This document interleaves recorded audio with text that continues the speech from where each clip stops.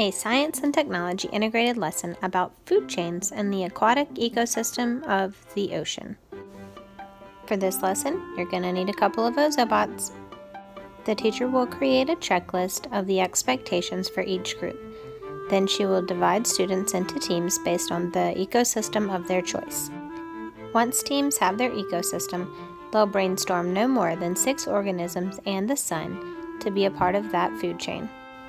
Next, the teams will add the important science words like producer and consumer to identify each of the organisms that they brainstormed. They'll also tell if each consumer is either an herbivore, an omnivore, or a carnivore. They'll add in labels for things like predator and prey, and include at least one example of a parasite and a host. They'll also need to indicate which way the flow of energy is through the correct use of an arrow. Then teams will build their physical food chain.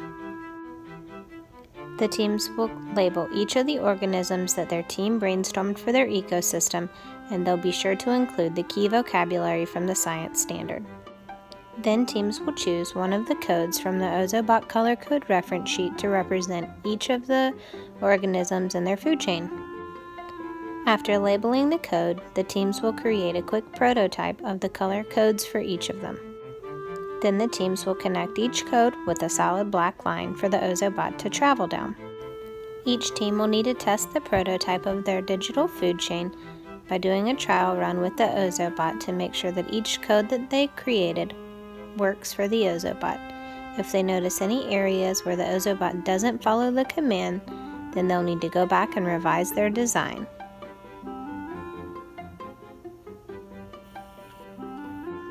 An easy way to revise just 1 or 2 of the codes in your food chain is to just use a plain white sticker of an address label and place it directly over the code.